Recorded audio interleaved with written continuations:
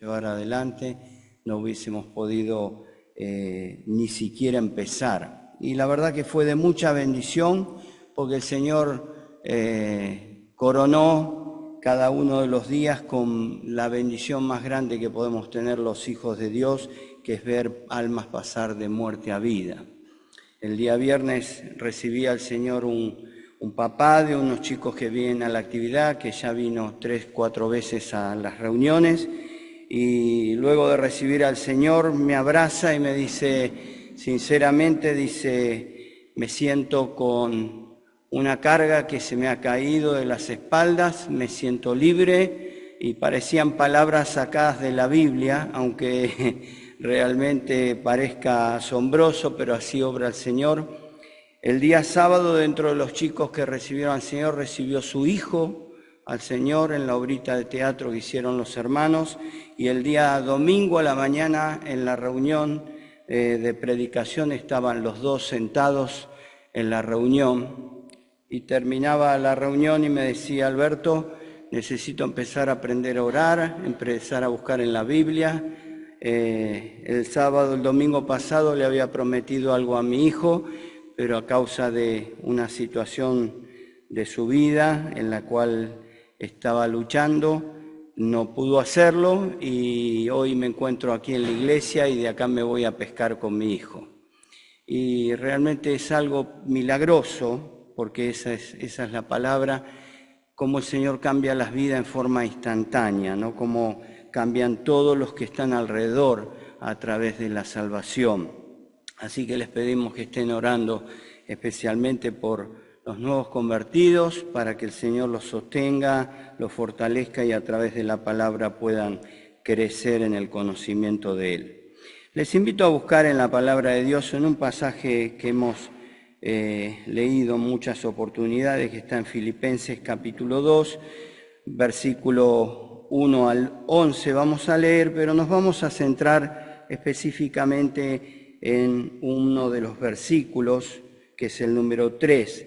¿Por qué Pablo escribe lo que escribe? ¿Por qué lleva este mensaje tan precioso donde pone la persona del Señor Jesucristo como ejemplo y donde Él muestra las instancias en que el Señor va transcurriendo desde el cielo a la tierra, de la tierra hacia la cruz, de la cruz a vencer a la muerte y de ser exaltado a futuro públicamente por el Padre, aunque nosotros ya podemos anticiparnos a esa exaltación y realmente es algo que podemos manifestar a través de nuestras vidas, que Jesucristo es el Rey de Reyes y Señor de Señores. Dice la palabra de Dios allí en Filipenses capítulo 2, versículo 1, dice, por tanto, si alguna consolación en Cristo, si algún consuelo de amor, si alguna comunión del Espíritu, si algún afecto entrañable, si alguna misericordia, completad mi gozo o llenarme del todo del gozo, dice, sintiendo lo mismo, teniendo el mismo amor, unánimes, sintiendo una misma cosa, nada hagáis por contienda o por vanagloria, antes bien con humildad, estimando cada uno a los demás como superiores a él mismo, no mirando cada uno por lo suyo propio, sino cada cual también por lo de los otros. Y va a poner el ejemplo y va a decir en el versículo 5, haya pues en vosotros este sentir que hubo también en Cristo Jesús, el cual, siendo en forma de Dios, no estimó el ser igual a Dios como cosa a que aferrarse, sino que se despojó a sí mismo, tomando forma de siervo, hecho semejante a los hombres. Y estando en la condición de hombre, se humilló a sí mismo, haciéndose obediente hasta la muerte y muerte de cruz, por lo cual Dios también le exaltó hasta lo sumo y le dio un nombre que es sobre todo nombre, para que en el nombre de Jesús se doble toda rodilla de los que están en los cielos y en la tierra y debajo de la tierra, y toda lengua confiese que Jesucristo es el Señor, para gloria de Dios Padre. En primer lugar, vemos que la iglesia de Filipos, a la cual recibía esta carta, es una iglesia que estaba conformada por distintas personas de distintas naciones y lugares. Si vamos al capítulo 16 de Hechos de los Apóstoles, vamos a ver allí a Pablo y a Silas llegando a aquel lugar, y dice que un día sábado, dice que salieron hacia el río y comenzaron a hablar con una persona. ¿Se acuerdan el nombre? Con Lidia, Lidia, que estaba con un grupo de mujeres, y allí ellos pudieron predicarle el Evangelio y realmente pudieron conocer al Señor. No solamente Lidia, sino dice la Escritura que todos los de su casa. Lidia era una emprendedora, una mujer que realmente llevaba adelante un negocio y que tenía seguramente siervos dentro de su casa, y podía a través del trabajo, al haber recibido a Cristo, llegar a muchas personas.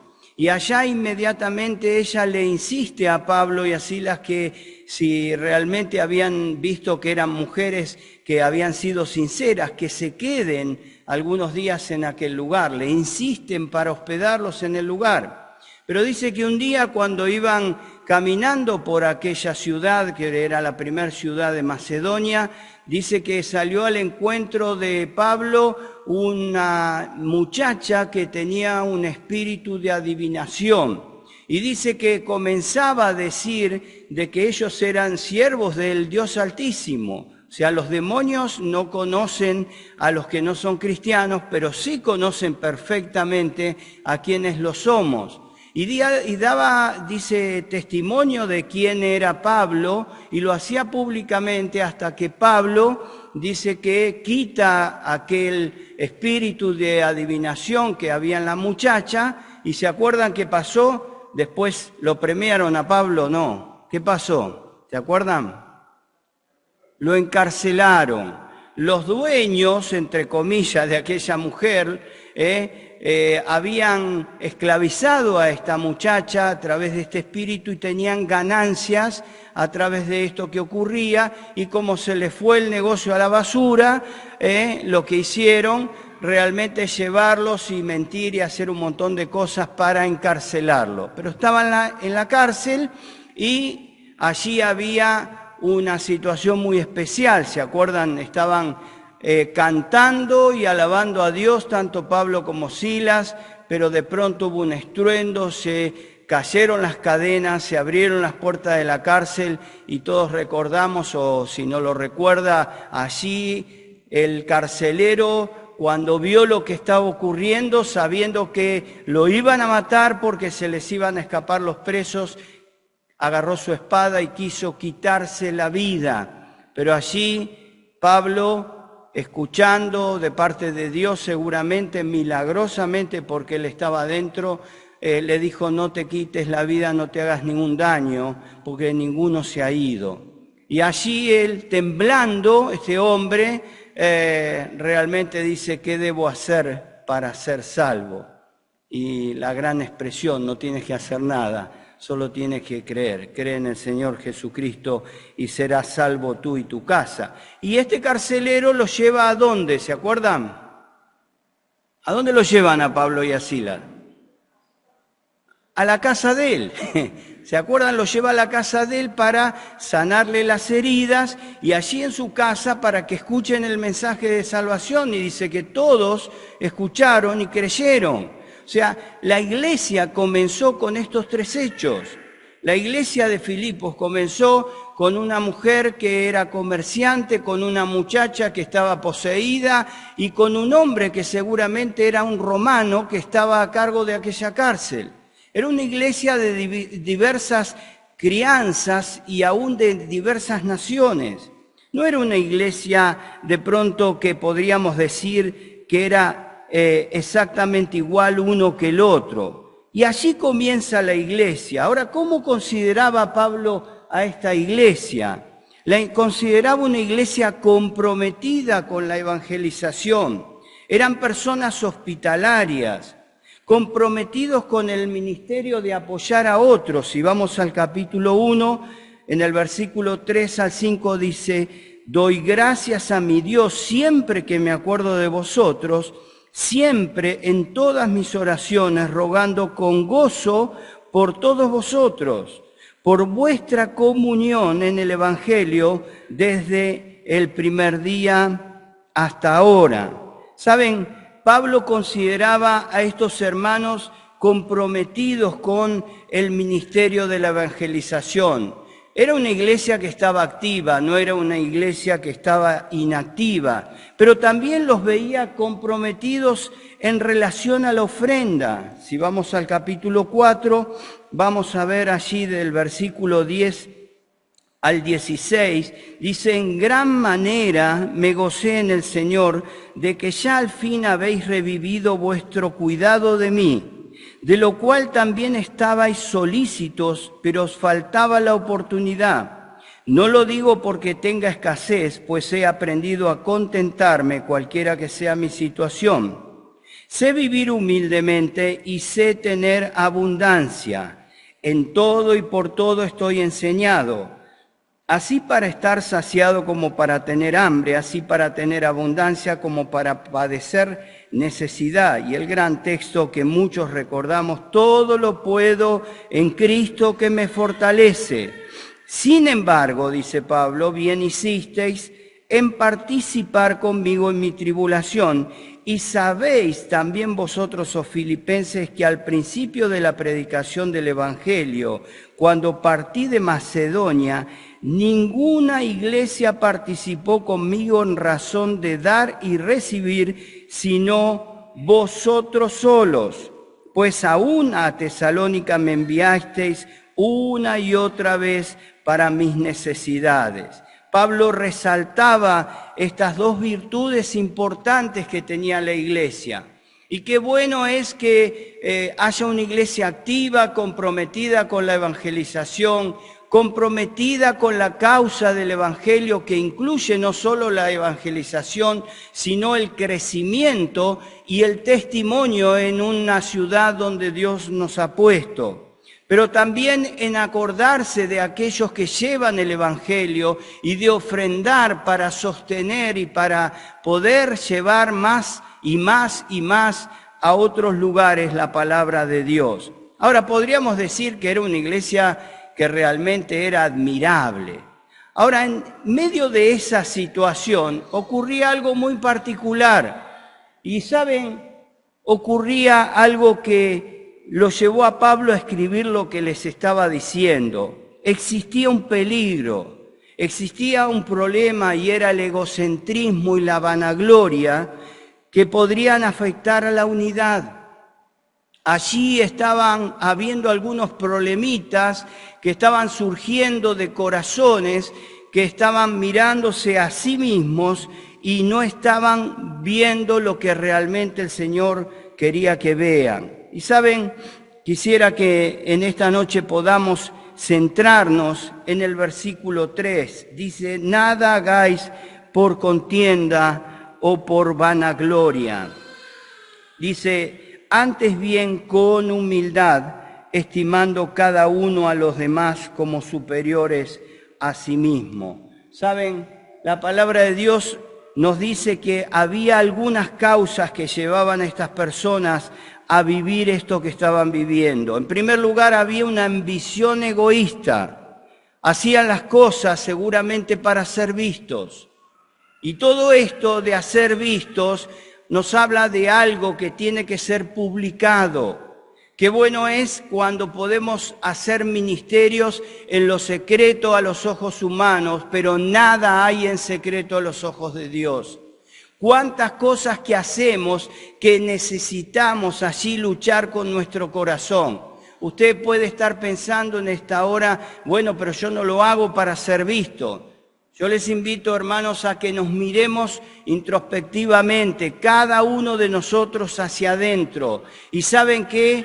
Hay una línea muy delgada, muy finita, que juega entre lo que significa buscar mi complacencia y buscar la gloria de Dios. Buscar ser visto porque estoy haciendo algo bueno. ¿Cuántas veces luchamos en nuestro interior? Si usted cree que no está haciendo de esa manera, yo le invito a ponerse delante de Dios y realmente vamos a ver que muchas de las cosas que ocurren en nuestro corazón manifiesta que hay algo de eso. No cabe duda de que esto es algo que atenta contra la unidad de la iglesia. Hacer las cosas para ser vistos no es algo que destaque una virtud que el Señor realmente quiere de nuestras vidas. Recuerden que el Señor siempre habló y enseñó de que hagamos las cosas para la gloria de Dios. De hecho, Él buscaba no su propia gloria, sino la gloria del Padre. Ejemplo nos ha dado el Señor. Ahora saben, también había personas que se sentían o querían sentirse grandes por el reconocimiento de los hombres. ¿Cuántas veces cuando no nos reconocen algo nos enojamos? Porque yo hice tal cosa y no lo anunciaron el domingo. Y porque yo hice lo otro y no lo dijeron. ¿Qué estamos buscando detrás de eso? Como si el Señor no viera las cosas que realmente estamos haciendo nosotros. No cabe duda que allí hay una lucha en nuestro interior de querer ser reconocidos por los hombres. Mire, Pablo y Silas, allí en el capítulo 10 de Hechos, capítulo 14 de Hechos de los Apóstoles, también habían vivido una situación muy especial. En el capítulo 14 Pablo sana a un muchacho, a un hombre que estaba lisiado de sus pies. Y en aquella circunstancia, ese hombre, cuando fue invitado a pararse, realmente dice que saltó inmediatamente mostrando el poder de parte de Dios. Versículo 10 del capítulo 14, y dijo a gran voz: levántate derecho sobre tus pies. Y él saltó y anduvo. Y miren lo que sucedió entonces. La gente, visto lo que Pablo había hecho, alzó la voz, diciendo en lengua licaónica: dioses bajo la semejanza de hombres se han descendido a nosotros. Y comenzaron, dice, a Bernabé llamaban Júpiter y a Pablo Mercurio, yo dije Pablo y Silas, Pablo y Bernabé, porque este era el que llevaba la palabra, y el sacerdote de Júpiter, cuyo templo estaba frente a la ciudad, trajo toros y guirnaldas delante de las puertas, y juntamente con la muchedumbre quería ofrecer sacrificio. Pero cuando lo oyeron los apóstoles, cuando lo oyeron ellos, dice que rasgaron sus vestiduras y comenzaron a decir que no, que eso era de Dios, que no eran ellos. Ahora, en la actualidad, ¿cuántas veces vemos personas que buscan su propia fama, su propia gloria, y quieren ser vistos y quieren ser aplaudidos por el trabajo que hacen? ¿Cuál es nuestro móvil que nos moviliza, valga la redundancia, a servir dentro de la congregación? ¿El ser reconocido por hombres o el ser reconocidos por Dios? ¿Cuántas veces luchamos en nuestro interior con esa línea delgada que muchas veces se atraviesa por nuestro corazón, humanamente hablando, débil y vanaglorioso? ¿Saben? La palabra vanagloria que se utiliza aquí, se utiliza una sola vez en el Nuevo Testamento. Y habla de algo vana, habla de algo vacío, algo que no tiene sentido. Es una palabra compuesta en el griego. Y habla de una gloria vacía, una gloria que no tiene sentido. Cuando buscamos esa gloria, no tiene sentido porque no vamos a obtener nada, ni ningún resultado bueno de ella.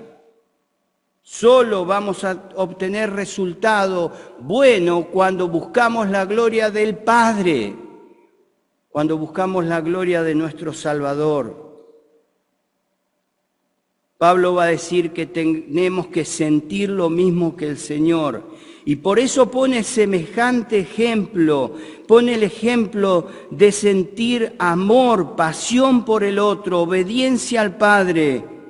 y una privación absoluta de los atributos que él tenía y nunca perdió para lograr el mayor de los objetivos. A veces tenemos actitudes que demuestran que no queremos eso para el otro que tenemos al lado, sea mi hermano o mi hermana, dentro de la congregación o fuera de ella. Pareciera que realmente hay algo en nuestro corazón que nos lleva a mirarnos primero a nosotros. Tenemos una ambición egoísta, queremos ser aplaudidos. En la actualidad parece que hay mucha necesidad de aplausos en el pastoreo en general.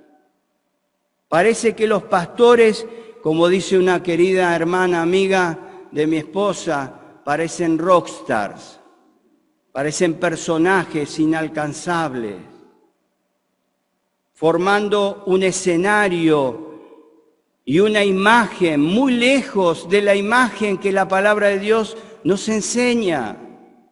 ¿Y cuál es la mirada que nosotros queremos para nuestra vida como hijos de Dios?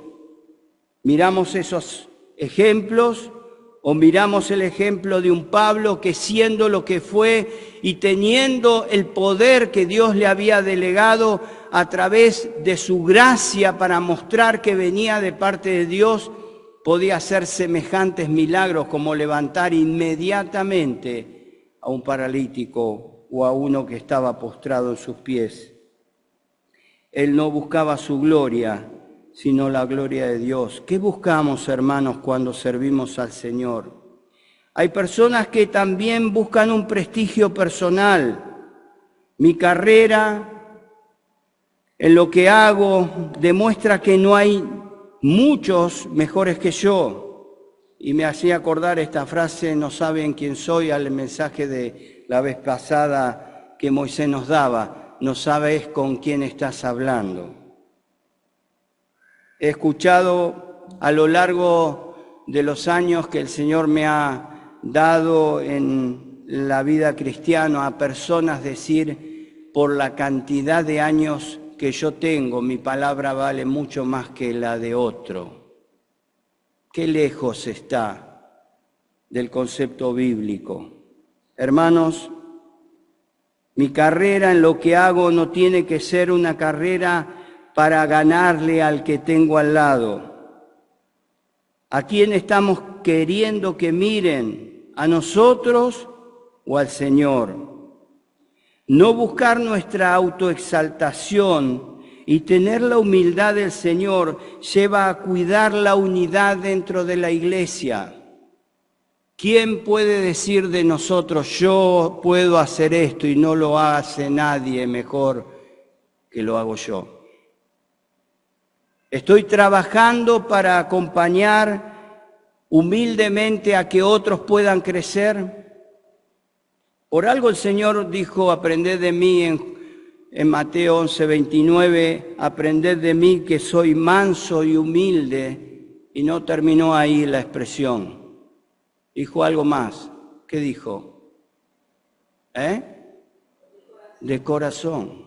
¿Por qué habrá dicho de corazón? ¿Hay una humildad que no es de corazón? Hay una humildad que a veces mostramos que no está arraigada a un corazón que verdaderamente está humilde delante del Padre. Saben, el Señor conocía perfectamente lo que había en el corazón de los hombres. Y muchas veces nos podemos mostrar como humildes, pero Dios no puede ser burlado. La humildad nace de un corazón que reconoce que es incapaz delante de Dios. La primera actitud de la humildad es reconocer que tenemos limitaciones y que solo Dios es poderoso a través de nuestras vidas inútiles y muchas veces inservibles. Él se muestra a través de esas vidas. Miren, en la iglesia allí en Pegüeña estamos viviendo un momento con algunas hermanas que eran descartadas de la sociedad. que eran vistas como algo que ya no tenía remedio. Estamos viendo cosas que solo Dios puede hacer en la vida de una persona sin cultura, hablando de conocimiento de letras y hablando de conocimiento de vida, cómo el Señor va transformando una vida y va usando personas que para la sociedad no sirven en personas que sirven y que realmente le damos la gloria al Señor. Dios utiliza corazones humildes. Dios bendice y Dios premia a esos corazones. La humildad es lo que nos ayuda verdaderamente a guardar la unidad. Allí en Filipos se estaba viendo este problema, un problema de desunión. Un problema donde cada uno miraba por su lado y creían que tenían la razón. ¿Y saben por qué? Porque había una iglesia activa. Cuando hay una iglesia inactiva, generalmente no hay problemas. Pero ¿de qué sirve un auto si yo lo tengo parado y tengo que ir a algún lado y no lo puedo arrancar? No sirve de nada. Una iglesia inactiva sirve solo para ayudar al demonio, al diablo, para ayudar a que no se predique el Evangelio. Pero una iglesia activa realmente empieza a manifestar lo que hay en los corazones cuando se empieza a mover. ¿Vieron como un auto? Cuando se empieza a mover empezamos a escuchar los ruiditos, empezamos a saber las fallas que hay en el motor. Lo mismo pasa en una iglesia que comienza a moverse. Ahora tenemos que corregir esas actitudes. Tenemos que corregir esos pensamientos, tenemos que cambiar radicalmente de nuestro interior esos sentimientos que luchan contra el espíritu. Y eso es lo que Pablo le está diciendo y pone el ejemplo supremo, nada más ni nada menos que el ejemplo de nuestro Salvador. Va a hablar también del egocentrismo. ¿Cuántas veces repetimos la palabra yo? ¿Cuántas veces escuchamos porque yo, y no hablo de la canción Yo no quiero ser un yo, porque esa habla de cuando vamos para arriba y para abajo. Hablo de el yo como lo primero a observar frente a cada circunstancia y cada conversación, frente a cada desafío. Yo creo que tengo razón, yo creo que lo puedo hacer mejor. Yo realmente si lo hago, no hay otro que lo vaya a hacer como lo hago yo. Centrarnos en nosotros mismos nos lleva a ver al resto como enemigos o como competidores. Personas que tengo delante para tratar de vencer y de demostrarle que yo tengo razón.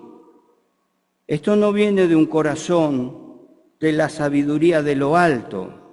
Pablo le dice a los romanos en el capítulo 12, versículo 16, tened el mismo sentir unos con otros, no seáis altivos en vuestro pensar, sino condescendiendo con los humildes, no seáis sabios en vuestra propia opinión.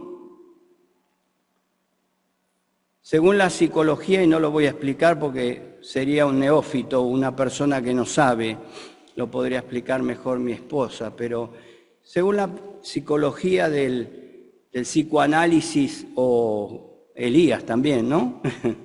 Del psicoanálisis de Freud, el ego es como encontrarme conmigo mismo, ¿no? Como reconocerme. Pero cuando hablamos entre nosotros y decimos, pero mirá el ego que tiene aquella persona, lo que estamos diciendo es que se cree mejor que el otro. Y también en el psicoanálisis, este buen hombre decía que el egocéntrico se encuentra prisionero de su propio punto de vista. Y alguien que es prisionero está en un lugar donde nada puede entrar. ¿Y cuántas veces nos encontramos ahí, hermanos? ¿Cuántas veces creemos que lo que yo pienso no puede ser corregido. O lo que yo pienso realmente es lo mejor y al punto de estar escuchando al otro que me está hablando, pero cierro mis oídos y empiezo a pensar cómo le voy a contestar. Ni siquiera medito un segundo en pensar si estoy equivocado. La actitud de humildad nos lleva de corazón, nos lleva a ver si estamos errados. Debemos dejar de repetir tanto el yo y pensar en el otro. El objetivo de muchos es que nadie me pueda hacer sombra, como dicen comúnmente. Cuidar mi quintita. Y yo quisiera preguntar, ¿cuántas veces me acerco a alguien para potenciarlo a crecer, para ayudarlo a que sea mejor que yo?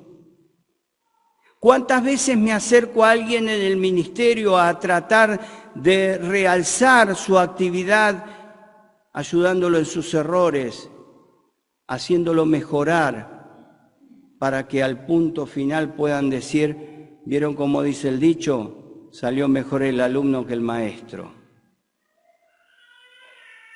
Juan el Bautista podía decir esto en un pensamiento muy claro. En Juan 3:30, es necesario que Él crezca, pero que yo mengüe. Pablo insta a los hermanos de Filipo a no mirar cada uno por lo suyo propio. Y la verdad, hermanos, a veces dentro del ministerio parece una competencia a ver quién mejor lo hace. Y si alguien está apareciendo allí para tratar de hacer lo mismo que yo hago, tristemente a veces trato de desestimarlo para que no alcance ni siquiera acercarse a donde estoy. Esto no es buscar la gloria del Señor, esto es buscar la vanagloria. Pablo le dice a los hermanos, miren, ustedes son una iglesia trabajadora, ustedes son una iglesia que ofrendan, pero hay algunas cositas allí que están produciendo desunión en la comunión del cuerpo de Cristo. Mis hermanos, nosotros no hicimos la unidad, la hizo el Señor en la cruz. Nosotros sí tenemos la responsabilidad de cuidar la unidad. Y la responsabilidad de cuidar la unidad nos habla de una actitud, de un corazón que cuida a quien tiene adelante, quien busca lo mejor para el que tiene adelante, quien no ataca, sino realmente trata de cuidar y trata de arreglar las cosas. Muy probablemente Pablo estaba hablando de la causa de este consejo, de dos hermanas, como lo dice en el capítulo 4. Así que, hermanos míos, amados y deseados, gozo y corona mía, estad así firmes en el Señor, amados. Ruego a Evodia y a Síntique que sean de un mismo sentir en el Señor. Asimismo te ruego también a ti, compañero fiel, que ayudes a estas que combatieron juntamente conmigo en el Evangelio, con Clemente también y los demás colaboradores míos, cuyos nombres están en el libro de la vida. Estaba resaltando que eran personas cristianas, eran hijas de Dios, estaban escritos sus nombres en el libro de la vida. Eran personas comprometidas con el Evangelio. No estaba hablando de personas que se sentaban en una tribuna a mirar el error de otro, porque también pasa eso. Hay muchos que se sientan en la tribuna y miran el error de otro, pero no estamos hablando de esto. Estamos hablando de personas que están trabajando. Y muchas veces en los ministerios vemos las miserias más grandes que hay en nuestros corazones, porque trabajando se muestran nuestros errores. Ahora, ¿qué hago con eso? ¿Busco anular criticando y destruyendo y lastimando la unidad? ¿O busco resolver, amar, ayudar, tratando de que salgan de esa circunstancia? No eran ellas en esa circunstancia de un mismo sentir. Por eso Pablo va a decir que sean de un mismo sentir.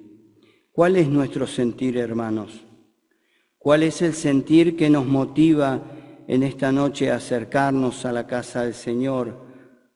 ¿Y cuál es el motivo que nos incentiva a servir en la obra del Señor? Miren, si tenemos que reconciliarnos con alguien, este es el día para que podamos hacerlo. Muchas veces ofendemos. El que nos ofende en palabra, tristemente, dice que perfecto, ¿no? Al menos yo no lo soy. Muchas veces con nuestras actitudes, sin palabras, también ofendemos. Qué bueno sería que podamos escuchar este consejo para nuestras vidas y reconciliarnos con aquellos que quizás con una palabra o con una actitud hemos ofendido y hemos lastimado la unidad del cuerpo.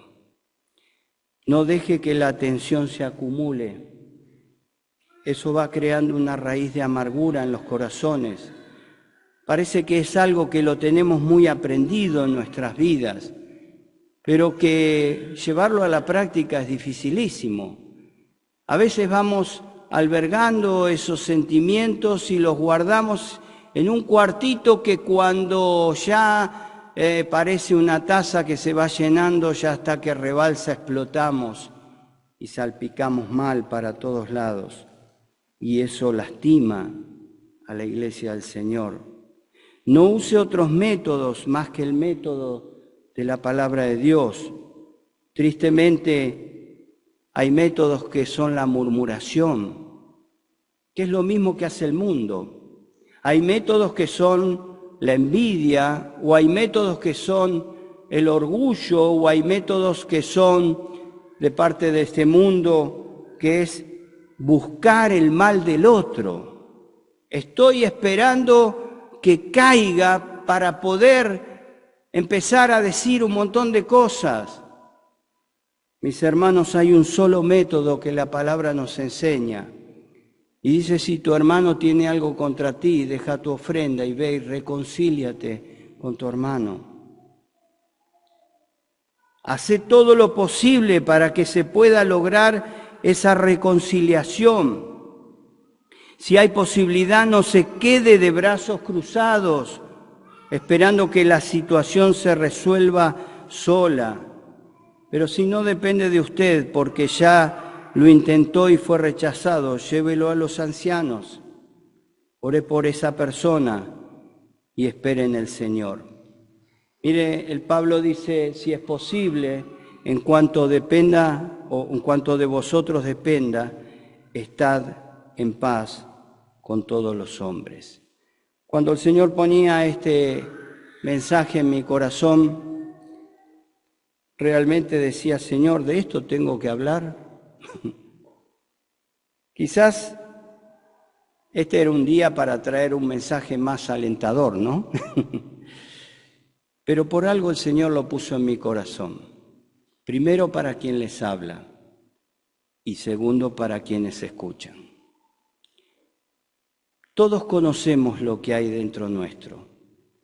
Podemos hasta creernos que podemos seguir trabajando en una iglesia activa, dadivosa, movilizada para ofrendar, para servir, para hacer muchas cosas. Pero si hay estas pequeñas y grandes cosas en nuestros corazones, tristemente estamos atacando la unidad de la iglesia. Hermanos, que podamos atender al consejo de la palabra de Dios y tener un mismo sentir, como decía Pablo, como el que tuvo nuestro Salvador, quien no le importó realmente muchas cosas que iba a sufrir por alcanzarnos. ¿Cuánto estamos dispuestos a sufrir por la causa del Señor? ¿Y cuánto estamos dispuestos a invertir para que otros crezcan y sean mejores que yo? Pero que no lo digamos los hombres, que lo diga el Señor, porque todo lo que hagamos, todo lo que en esta vida podamos hacer, tiene que tener un solo objetivo y que sea para la gloria y la honra de nuestro Salvador. Que el Señor los bendiga.